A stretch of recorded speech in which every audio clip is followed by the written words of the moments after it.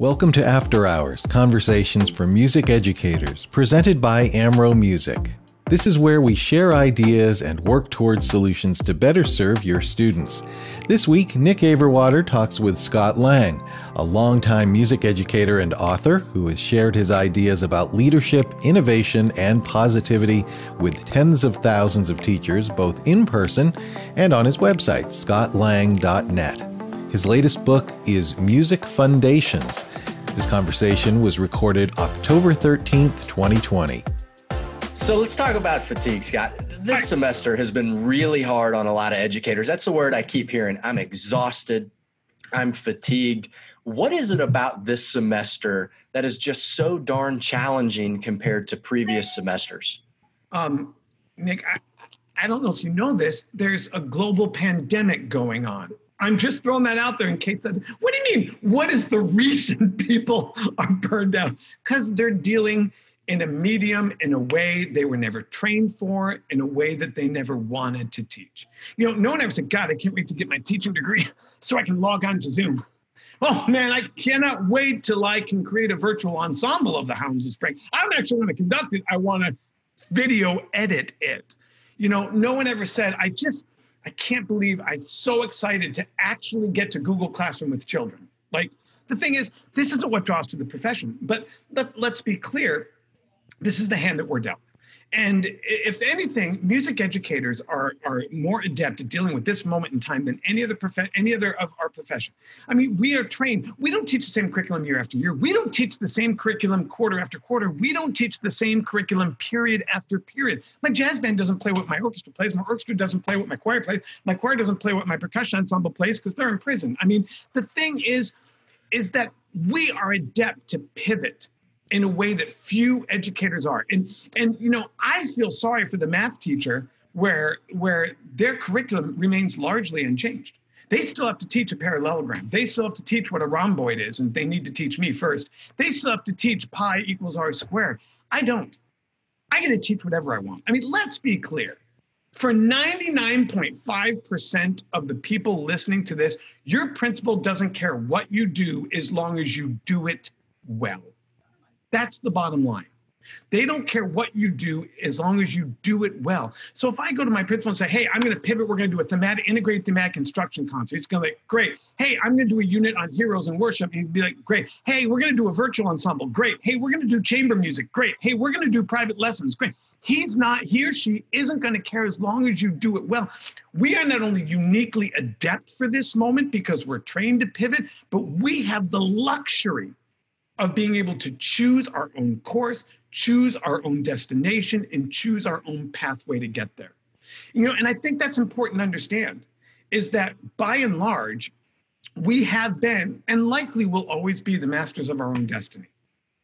That's the truth. We get to choose our own literature. We get to choose our own drill. We get to choose our own contests. We get to choose our own instrumentation, assuming you've got more than one ensemble. We get to choose so much more. And 9 times out of 10, if it's failed, it's not because of the student in the chair. It's because of the director on the podium. And I'm as guilty of that as anybody. You know, my first band, God, I always wanted to do Hounds of Spring and Russian Christmas music. Well, any veteran teacher would tell you that was an idiotic move for a single concert and a first-year teacher. Anyone could. That failed because of the person choosing the literature, not because of the children in the chair. And the other thing, you know, I want people to think about is, you know, we were born for this moment. Like, I mean, really think about that for a sec. We were born to adapt and create and improvise, both musically and personally. And it's about changing your mindset and relishing this moment. I mean, it's really, if you think about it, it's really a do-over year. I get to do whatever what I want. If I get a 5 at contest, I can blame COVID. If I do a choo-choo training for my marching band show, I can blame COVID.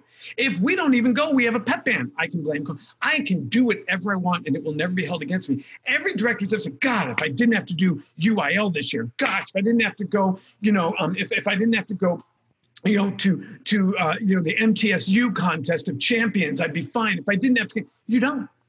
This is your year. This is the year you get to dream big and do what you want.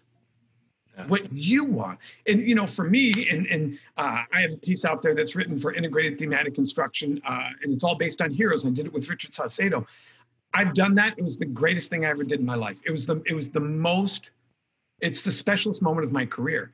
And if I wasn't going to do an integrated thematic instruction, this would be the year I would teach composition. I would commission a work, and I would have the kids help me write the work. We would meet quarter by quarter. We'd pick local indigenous themes and rhythms and historical moments, and we would do a community food drive. And we would find different benchmarks. You know, maybe this is not the right analogy, but I'll turn it back over to a minute. It's like when you're thrown a challenge, you don't adjust the person, you adjust the benchmark. You know, my son, who's just a little baller athlete, and I love coaching him, he is in the 2nd percentile for height and weight. I can't hold the benchmark of, well, you're a success. I always wanted my son to grow up and be in the NBA or the NFL. Well, that's not fair because I'm holding him to an unattainable standard. And if you're using previous benchmarks to modern day circumstances, you're holding your students and yourself to an unattainable standard. So the first things first, you know, I want to share with your listeners is that, number one, you have every right to feel this way. And we're going to talk about why that is in a minute. The second thing I want you to understand is that you are the master of your own destiny. The third thing I want you to understand is that you have the power and you have the ability to adjust the benchmarks to reflect current situations. The students don't have that power, you do. And the success of this year starts and ends with the person on the podium. And it's regardless whether it's distant learning or physically on the podium, it starts and ends with you. Choose destinations and pathways that allow for the opportunity, not the guarantee, but the opportunity for success. And if you're holding current scenario and previous standards, you are just asking for a miserable experience. Yeah. I mean, I think all of us, to a certain extent, we're trying to find ourselves pounding this round peg into a square hole and going, why won't this work? And one of the things I loved is that you never said we should lower our expectations. You said that we should shift our benchmarks. And I love there's such a difference between that terminology. And I love that you made it a point to focus on benchmarks and not lowering those expectations. And, you know, and the thing is, you know, you and I joked, we all grew up trained for hockey. We know where the net is. We know how to skate. We've got the skill sets. We understand the puck. It's fluid. It's natural. But now we're playing golf. We just are. Like it or not, we're playing golf. And so you can't apply the same techniques, rules, and outcomes to golf that you do to hockey because it's really against the rules to body check, you know, your caddy. It's just not a good idea. And icing doesn't really count, and the sticks are different. And so, again, it's about changing your mindset first. The kids will take their cue from you. And I will say this, and I did this in a workshop in Indiana 2 weeks ago. I was doing a workshop, and I said, and if you hold me to this, I'll do this at the webinar. I will tell you that I think my hope, my belief, and my actions reflect that when you call me 6 months from now, I'm going to tell you that COVID-19 was the best thing that ever happened in my life. That is my absolute goal. That is my commitment. And that is my guiding light is I'm going to turn COVID into the greatest positive that I've ever had in my life because it forced me to stop, whether I wanted to or not. It forced me to stop and re-examine everything. And you can take that moment and embrace it and own it, or you can take that moment and shy away from it and shirk. But that moment is here. That moment is here. And if you hold me to it at the end of the webinar, I'll explain it. Perfect. Sounds good. So, Scott, we've talked about the why. You know, why is this so challenging? I want to talk to you about the what. And I know one of the things that's really important to you through all of this is not being a victim. What does that mean in this particular scenario? So there are 5 principles. And by the way, that sounds like a really bad late night TV pitch, and it is. And it's available for $19.99. Call now, operators standing by. If only I had a number. But I want everyone listening to know that I'm in this with you. Okay, and Nick, you and I have had more personal conversations. This has been hard on Amro Music. And I know that. And I know it's been hard on you and your family, and it's been hard on me and my family. So when I share some of these are principles that I'm choosing to live by. And I'm not saying that these are principles that you should live by or anyone else who's listening today, but I share these as maybe a jumping off point or a point of reference. And the first thing I came to the realization was, and it took me a little while, was that I'm not a victim. Because I woke up this morning and you know what I wasn't on? A respirator. You know what I didn't go to today? A funeral. Those are the victims of this.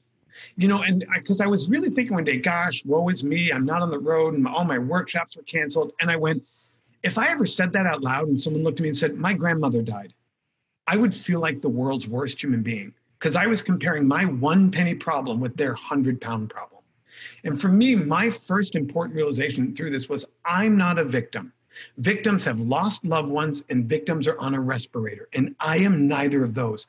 And the danger of being a victim is two things. Number one, it trivializes those who've experienced real loss. And number two, and worse, you're giving up power to change. You're giving up control. Well, I'm a victim. Then nothing I can do about it. COVID got me. Woe is me. And I'm not going to trivialize what real loss looks like. And I am not, repeat, not going to give up power about how I respond to this moment. So I'm not a victim. And what followed, it ties into this, what followed shortly thereafter is I realized that COVID can't take anything that I don't give it. Now, COVID's taken a fair amount from you, Nick, and COVID's taken a fair amount from you, the listeners, and you, the people who are watching. It's taken a fair amount. So why in goodness gracious name would you give it anymore? COVID can't take anything that I don't give it. COVID can't take my joy because COVID ain't getting it. COVID can't take my happiness because COVID ain't getting it. COVID can't take my memories, my laughter. COVID can't take anything from me that I don't willingly hand it to it. And I say the same, well, COVID took my senior year. No, you gave it your senior year. You gave it. If you just gave up and raised the white flag, then you handed it to it. COVID took my ability to hang out with my friends. Nope, you gave it to it. There's Zoom, there's social distancing, there's plexiglass mirrors, there's video conferencing. I can come up with 1,000 different ways. Don't give COVID anything more. Well, COVID took away my Friday night. Why? Friday night's still here. Didn't take away mine. Did you have a Friday night last Friday night, Nick? Did you? Yeah, me too. Good. And I'm pretty sure there's another one coming in a couple days. The thing is, you have to get out of that mentality of what COVID took and understand that we gave it to it. I'm going to use my realm and to the orchestra teachers and the choir teachers in the world who are smarter than band directors. And by the way, just saying orchestra teacher and choir teacher does imply that your IQ is higher. The thing is like, if you say, well, COVID took away my halftime. Nope, there's still, I saw football last Sunday. There was a halftime there. What did you do with it? COVID took away our Friday night performance. Nope, that stadium was still there. I put kids in groups of 4 and have them make up their own drill. Have them compete against each other. Take 16 kids, give them music and say, you have 3 hours. I'm coming out. We're going to judge. Do a virtual. There's so many ways. The point being, number one, you're not a victim. The real victims are on ventilators, and the real victims are people who've lost loved ones. Number two is COVID can't take anything that you don't willingly give it. And COVID's gotten enough of what I want. So it gets nothing from me. 0. It gets my respect, but that is it. I'm saving everything else for me and my family. And then it leads to, what I call step 3. So number 1, that we call about the five approaches to leading your best self. Number 1 is that we're not victims. Number 2, COVID can't take anything that I don't willingly give it, and I'm not giving it anything more.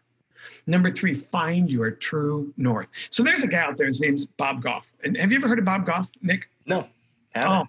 So I hadn't either. So a good friend of mine in Texas, band director, called me and goes, hey, we're just talking about stuff, shooting the breeze. He goes, hey, have you ever heard of a guy named Bob Goff? I said, no. He said, I think you'll like him. I'm going to send you a podcast he did. And I was hooked. The guy's just, he's a cross between a Sherpa a Sherpa that guides you in your life, and the crazy Uncle Larry that would wake you up at 3 in the morning and feed you ice cream for breakfast, right? Because it had the 4 basic food groups, malt, barley, hops, and water. And so, he's just that guy. He's so engaged. Anyway, he talks about, so there's, I don't know if you know this, true north and magnetic north are 2 different things.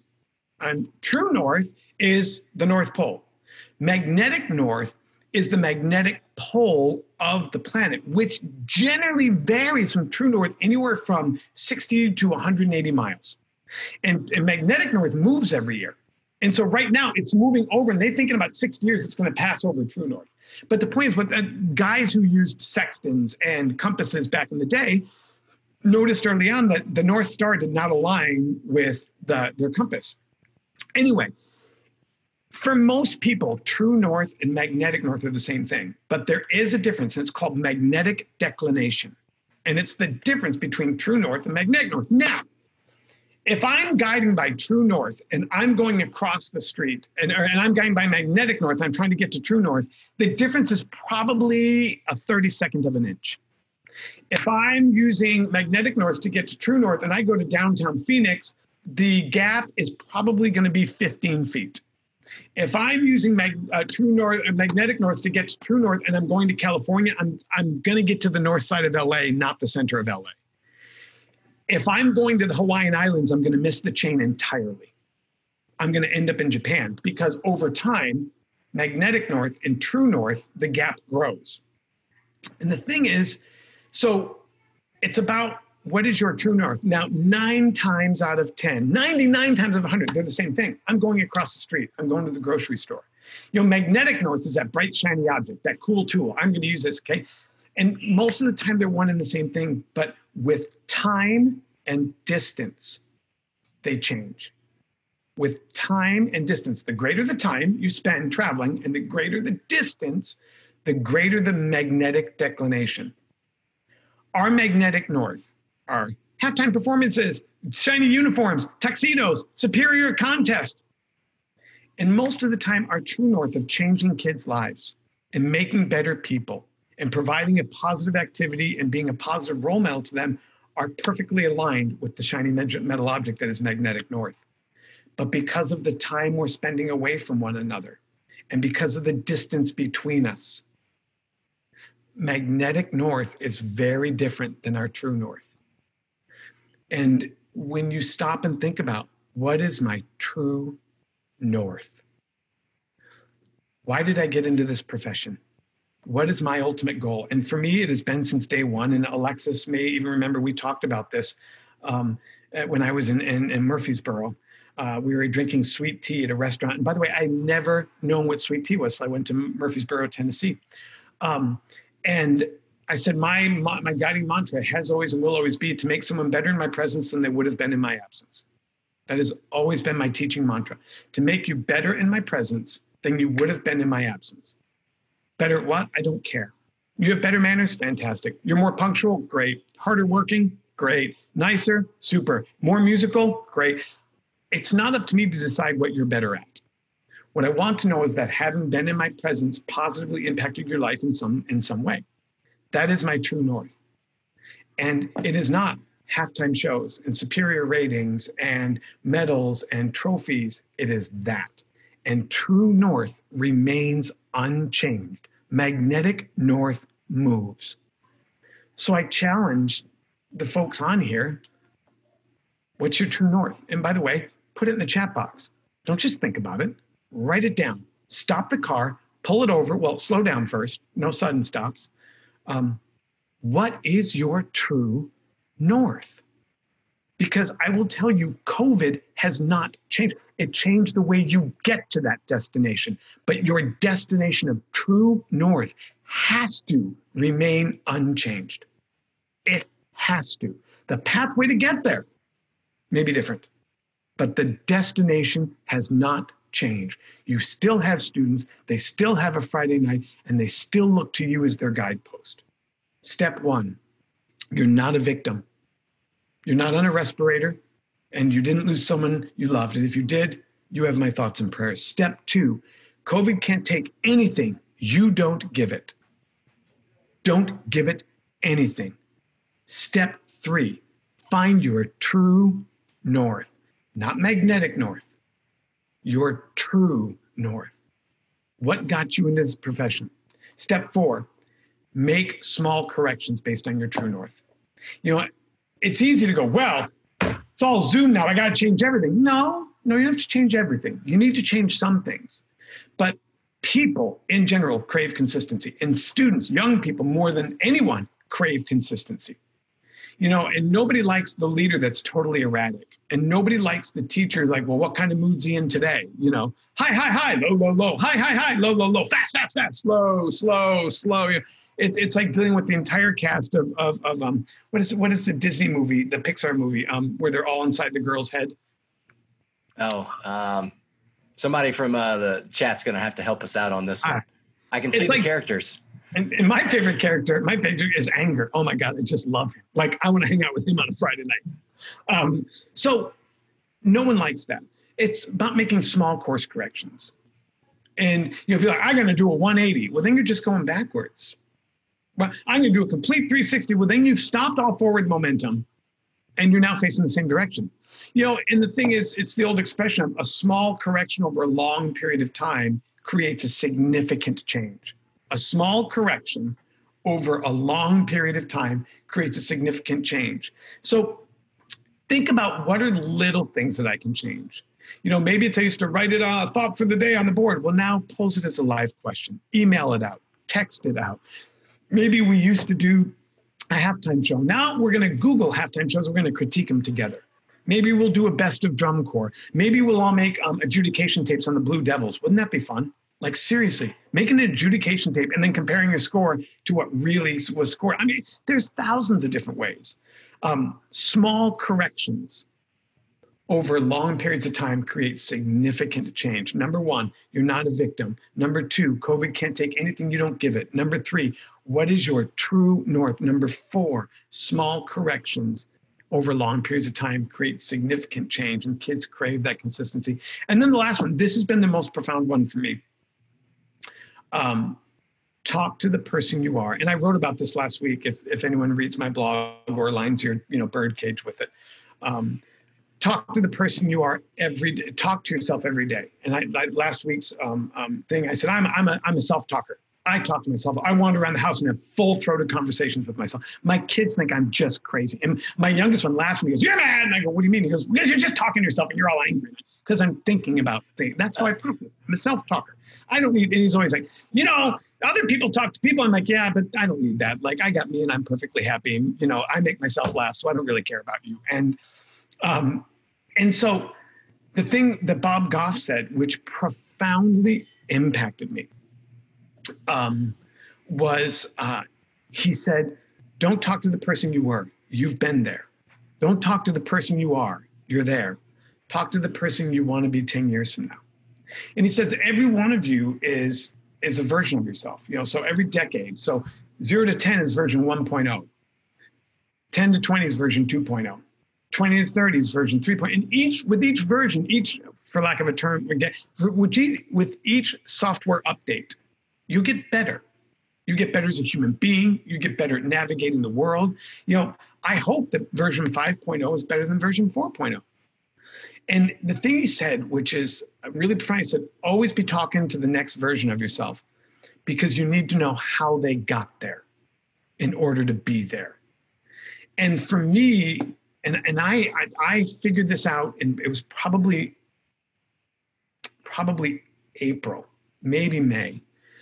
And I said, my overarching goal for me, just for me, not for anyone else, my overarching goal is when I hit 62, I want to meet myself and I want to get the biggest bear hug. And I want version 6.0 to say, you killed it, dude. You stood up. You took accountability and you ran towards the fire. You made COVID the best decade of your life. And I kid you not, I probably say that to myself 3 to 5 times a day of, am I making 62-year-old Scott proud? When I slide into 62, will he be there to give me a bear hug?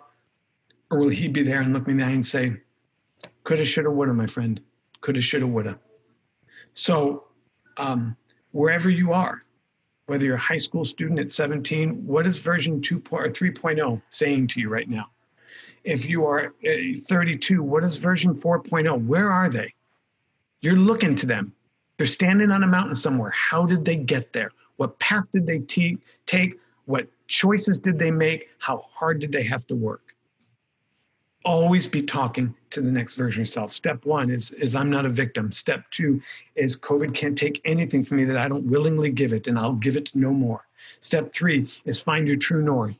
Step 5, why did you get in this profession? Small corrections to get there. And step 6, always be looking to and talking to the next best version of yourself. So those are my, not what you should think, those are the 5 guiding principles that I think about virtually every single day. And again, if you hold me to it, I'll explain what that has meant in real life at the end of the webinar. Perfect. One of the things that I love about this is it all makes so much sense, but Scott, it provides such a filter. I mean, right now there's so much noise. I mean, we're living in the chapter of a history book, and you That's may a or may great not. Phrase. Yeah, That's I mean, we are. Phrase. We are. And I don't know if you've been on Facebook in a while, but we have an election and people are a little opinionated about it. And there's just so much. It seems like noise. Everyone's getting along so well right now. I can't believe that there's a problem. Right. That's exactly right. But what you're giving us is such a filter that all of that noise can pass through. And the only thing that's left remaining is the stuff that really matters. Nothing else if it doesn't make it through the filter, it shouldn't allow us to impact our behavior or our day or how we treat others or any of the other things that really make the difference. So I love that you provided us with that reminder and that filter to filter out all of the noise that this thing is bringing onto us. We all slip and fall. You know, you have your good day, grumpy day. I've counted. I've had 3.5 really grumpy days through COVID. Like just nasty throwaway, get out of my way. I don't want to talk about happiness. It's okay. We're human, but one of the reminders for me was my son, who's 10, kept asking me about, Dad, what does that cost? Dad, is the book selling? Dad, you're doing all these webinars, you're getting paid, Dad. And I realized I was transferring my worries onto him. And he's 10, and that's not okay. And I caught what I was doing to him. And that was a real big gut check moment for me of how I behave impacts the people around me. Yeah, that's exactly right. And, the other reality about this, and the reality is that every single one of us has a limited number of days on this earth for whatever divine intervention you might believe is out there. And COVID doesn't change that. Right. We don't get a do-over because it was a crappy COVID day. That day still counts. And so we have to keep going. And you have to find a way to make it work. And here's the thing, as a music educator, if I said, well, you're going to contest and 2 of your French horns have pneumonia, you'd find a way to make it work. Well, I've got marching band and I graduated my entire snare line. You'd figure out a way to make it work. In every other professional scenario, you would find a way to make it work. And this is no different. We have to find a way to make it work. And that's what it's about. And again, nobody's more adept than a music educator. That's great. So, Scott, this is such good information and such a good grounding reminder for this. But I want to take a few minutes and talk about some of the things that you've done to ensure that the person you are in 10 years gives you that bear hug. And one of the things that I've absolutely loved following is this book that you've been working on. Do you mind sharing a little bit about this book and how you've spent your last 6 months? Yeah, I mind quite a bit. I don't want to talk about it, but thank you for asking. Okay. Thanks, everybody. Have a great night. So here's the thing. This is kind of a cool story. And I'm not a person who likes to sell. I don't want to sell. So I'm not going to sell, but there's some good. So my son came home from 8th grade and he was like, Dad, he played trombone, and by play, it was a generous statement. And he literally held the instrument well. And And he said, I'm going to be in the pit. Now, my son is a classically trained pianist. I've made him do piano from kindergarten on up. In fact, that barking you just heard was my piano teacher showing up. It's Tuesday at 3:30, and my kids take piano. And my son said, Dad, I'm going to do pit. I said, I don't care. Great. More power to you. And my wife lost her mind. And I go, no, he's going to do pit. She goes, no, he's not. He's been training 4 years on trombone. He's going to do trombone. I said, no, he's not. She goes, but I go, stop. One of us in this room is uniquely qualified to make this assessment, and it's not you. So let him play pit. So he walks up and she goes, well, why'd you do that? And I said, honey, because he's bad. And she goes, no, he's not. He's my baby. He's my schmoopaloo. You know, the Goldbergs. He's my schmoo. And I said, sweetie, no, I'm telling you, he's really bad. And that was kind of an epiphanal moment for me when I said it out loud. Because I thought, wait a minute. This kid's got a band director for a father. He's a classically trained pianist. He's got every advantage known to man. And after 4 years on an instrument, he's still bad at it. And if that's true of my son, then what's true for everyone else? And it stuck with me. This was May when he came home. And it stuck with me for a while. I'm like, how does a kid with a band director for a father who takes weekly private lessons can play Beethoven on the piano and can't play an E-flat scale on the trombone? How has this happened? And then in August, I was on a plane and I went, oh, I know how it happened. This is Scott being Scott. So don't any of you take this as my projecting my beliefs onto you. But I'm going to say it is that we're teaching kids wrong. I really believe we are. We teach every child with the scope, the sequence, the pathway, and the pedagogy, assuming they're going to play for the next 8 years, and they're not. So play the game. Nick, you ready? If you knew you had 45 days left to live, would you change the way you behaved? Absolutely. Absolutely. We all would. Yeah, we all would. Yeah, anybody who says, no, I'm living the perfect life right now is a lying dimwit. Okay, so Nick, you would, if you knew you had 45 days left to live, you would change the way you live? Yes. If I told you that most children only have 45 musical experiences in their life before they musically die, would you change the way you teach them? Absolutely. In those 45 experiences, would you want them to learn about perfect pot, or would you want them to make music? Would you want them to spend 2 days working on the fundamentals of air movement, or would you want them to improv? Or would you want them to rap? Would you want them to compose?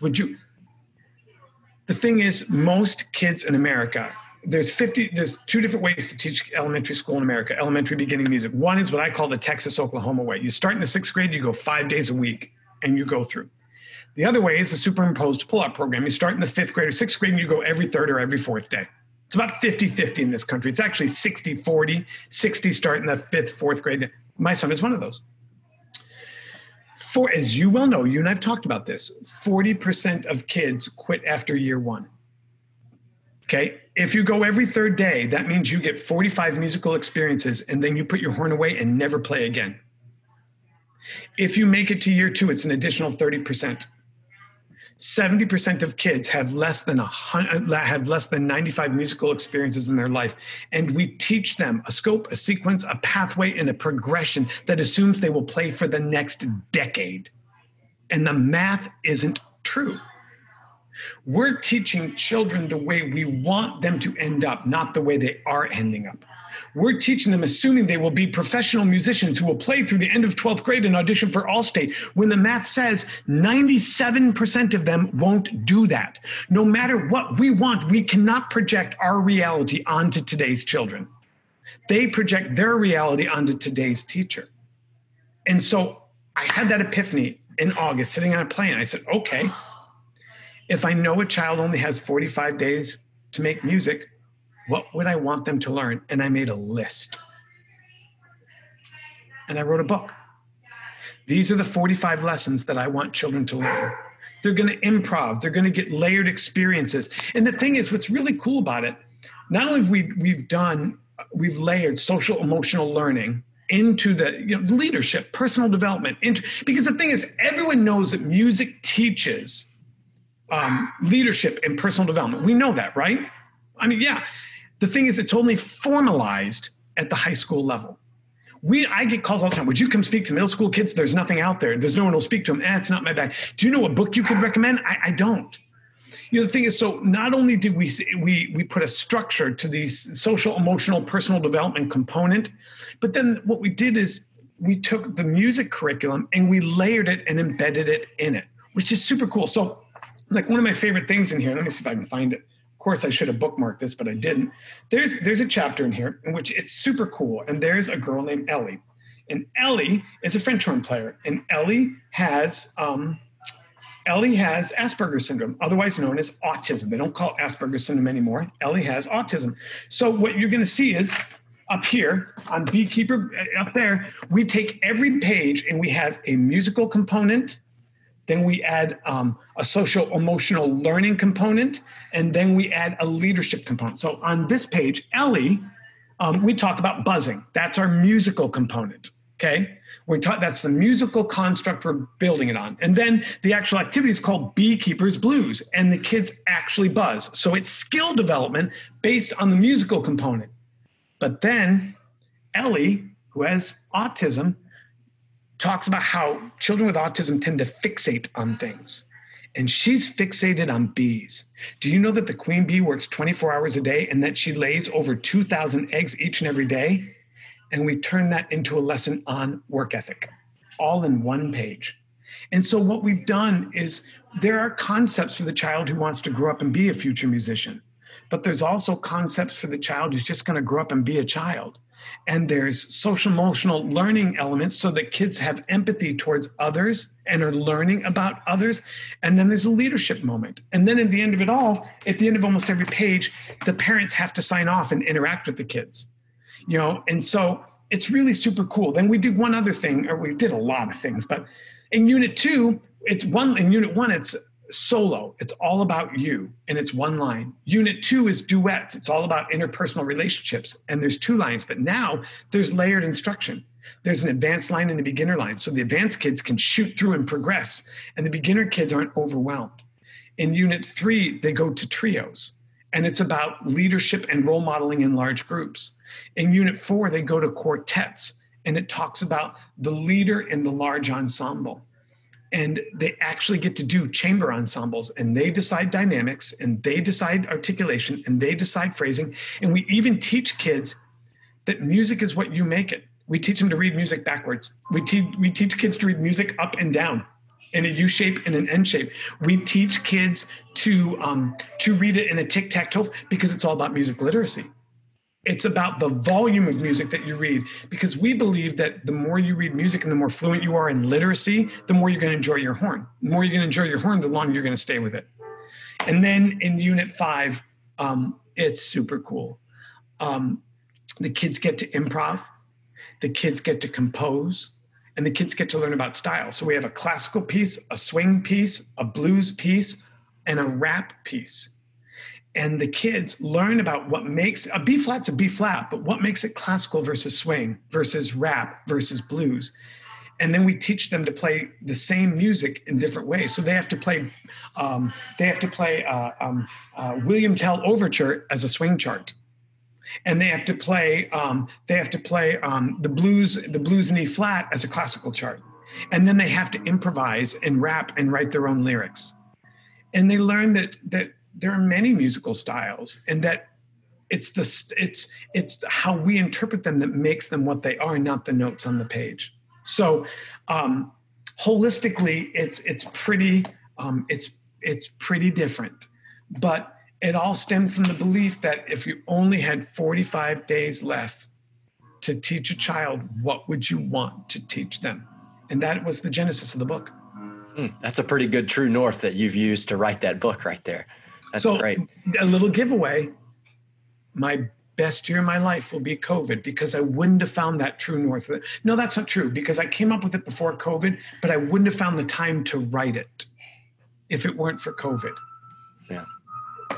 That's a great perspective. Now, Scott, if you don't mind me asking, is it a standalone method book, or do you intend for it to be a supplemental book, or how do you see teachers using it in the classroom this semester? Great question. And I'd love teachers to tell me how they're using it in the classroom, because I know what I envisioned it as, which is a supplemental instructional book. And I want this to be something when you say, and by the way, super, super timely, diversity and inclusion are central to this book. And that's why we use 9 different characters. But I want a teacher to use it the way they want to use it. Maybe a teacher will use it every day, a little element. Maybe a teacher will use it every 5th day. Maybe this will be every Friday. But what I want you to know is I always look at it as I'm giving you a toolbox and it's full of tools. What you build is up to you. That's the beauty of this is here's 50 colors, paint what you want. And I'm interested for people to teach me how they use it because my way is only one way of using it. Could this be a standalone method book? Yes. Would I use it that way? Probably not. But my way isn't the right way. It's just my way. So everyone who's out there who may have ordered this, email me and tell me how to use it. Yeah, that's great. Now, for anybody that's interested in checking a book out or maybe ordering a set or for themselves, just a classroom sample, what do you recommend they do? You go to musicfoundations.com. And then while you're there, make sure you go to musicfoundations.com, foundations, not foundations, because music should be fun, /teacher. And you can check out some teacher resources.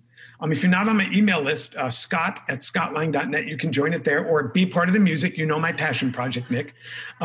You can sign up there. Like I'm sending out an email about the teacher edition on Thursday, and it talks about how the teacher edition is unlike any teacher edition that's ever been written. If you want to check it out, though, on that website, there's a 4-minute video that talks about how the book is built and what makes it special. You can download excerpts of the book. As of Thursday, you'll be able to see an excerpt of the teacher edition. You'll be able to check out copies. You'll be able to order a sample copy. You'll be able to do all sorts of stuff. That's awesome. Scott, you and I have been talking about this project for a couple of months, and I have to tell you, I absolutely love this project. And one of the reasons why is if you asked me what the most meaningful and impactful class was that I took in high school, just thinking back middle school or high school, it was my sophomore ethics class with a teacher named Dr. Durant Fleming. And it was not because any of the content that he taught us. It was because out of 1 week, he taught us it was an all boys school, and we had gentleman lessons. He said, you guys are sophomores, and I'm going to teach you guys how to set a table and shake a hand and introduce yourselves. And it was the everything else. Right. That he was teaching us. And that's what I love about your book is it's focused on the everything else. And it's just teaching people to be better people. And that's great. Math tells us that 7% of people who start an instrument will play it after high school. 7%. And the number's getting better. That's a good thing. It's growing. But we're going to say 10% just for giggles. 10% of kids will play an instrument after high school. 100% of kids will be human after high school, 100%. And for me, it was a senior English teacher who did that for me. He walked in. You ready what our final exam was? He walked in. Our semester exam was he walked in and said, here's your grade. Write a persuasive essay that says you're deserving of better. 5 people in this room will get their grades rated by 1 whole grade. Be one of the 5. But my favorite was the last day of school. I was a graduating senior taking my final exams.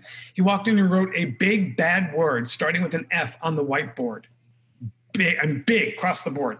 And he said, 1 vowel, 3 consonants, argue otherwise.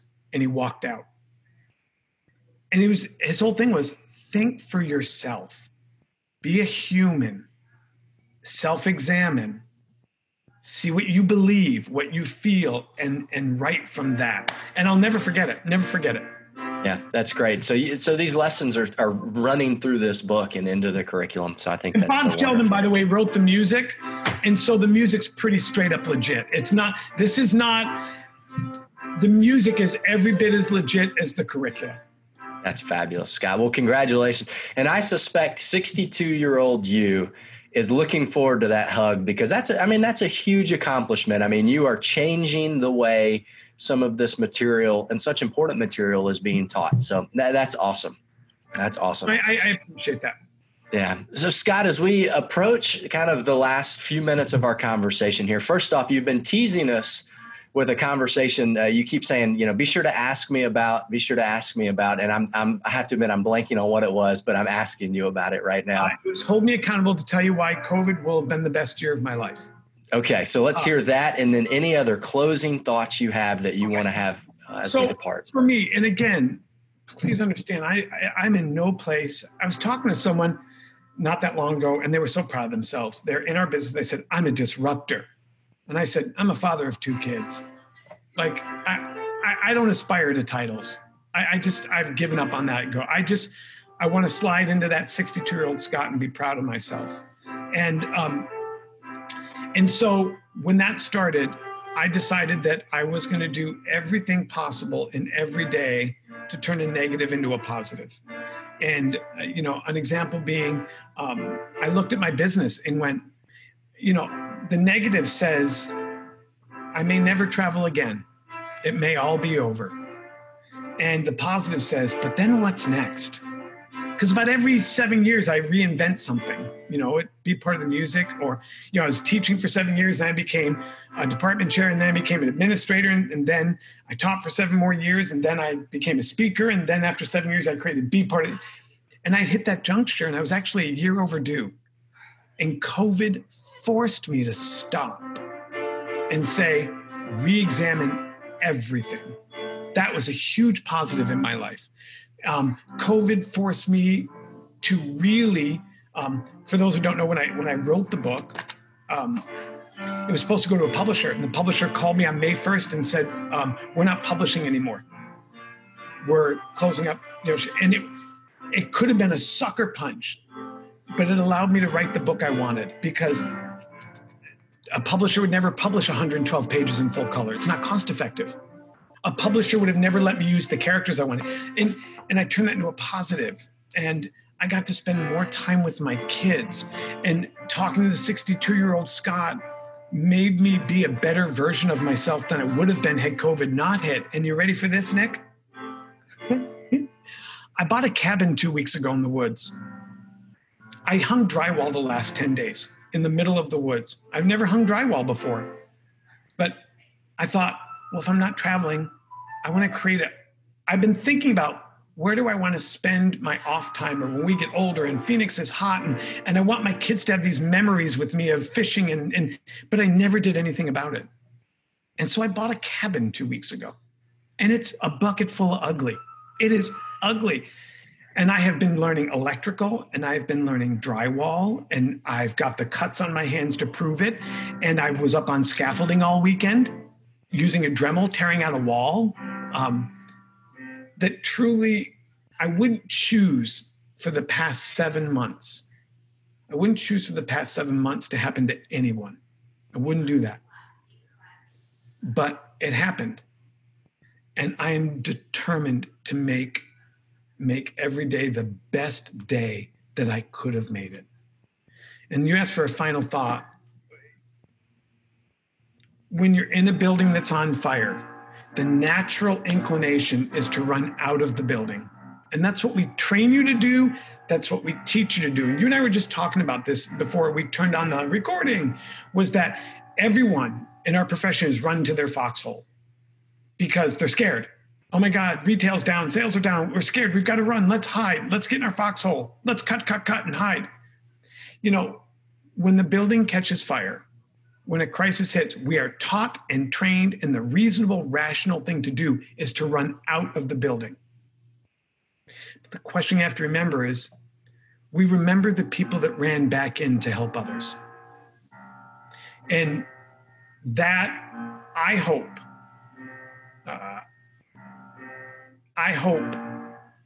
that you've noticed, through 13 webinars and emails and writings and the 4 next emails you can send, and all the leadership stuff we did this summer was all free. We gave it all away.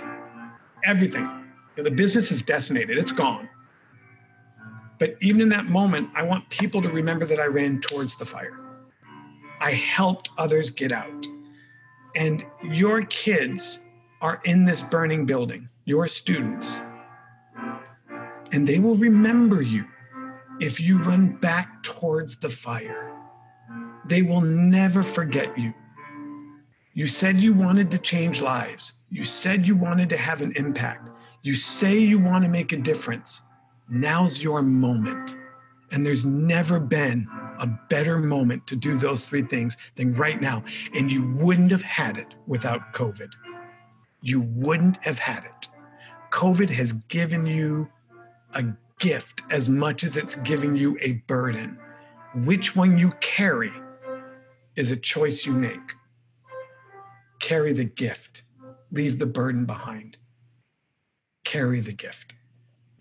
That's great, Scott. Scott, thanks so much, man. And thanks for everything that you're doing. I mean, you have worked really hard this summer. I mean, you have certainly been leading this charge, been visible, and really trying to help creative problem solve our way out of this. And I know a lot of teachers are appreciative. So thank you for all the work that you've done. Thanks for being here for a few moments, sharing your experiences. Thank you, Nick. Look at what you're doing. These webinars have taken off. And even as you're experiencing the flames around you, you're providing value and service to the people of Tennessee. And thank you to the folks at TMEA. I was on the ABOTA board, which is Arizona version of TMEA. And you never get enough thanks for that. So, and to all the listeners who are doing the heavy lifting each and every day in front of a screen, in front of kids, or in an asynchronous manner, which is, a fancy word for a big bucket of poo, is thank you for doing what you do. And if I can be of value, you can call me at 480-577-5264. If you text me, it will show up right now. That is maybe someone did.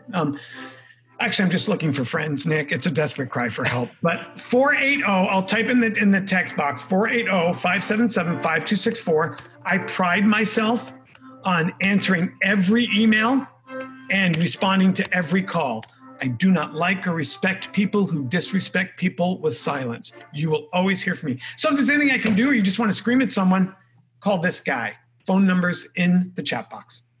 Scott, thanks so much. I really appreciate your time. Again, our appreciation to the Tennessee MEA Board for their help in co-hosting today's conversation as part of Amro's After Hours conversation and TMEA's Keeping the Beat. So again, as a reminder, this is our 19th episode. If you would have told me at the beginning of the year you were going to do 19 podcasts, I would have said you're nuts. But here we are.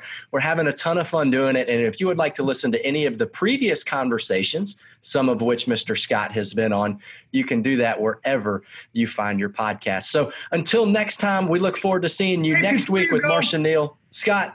Wait, before you go, can you hear the piano in the background? We can. And I could have silenced that, but that's just a part of my life. And it's who I am. Can anybody name the tune? Braden, play that again. Hold on, let me open the door. Don't get this. Braden, play that again. Go. All right, so all of our music educators, I'm going to need your help on this one. That piece, who's playing that? Play that again.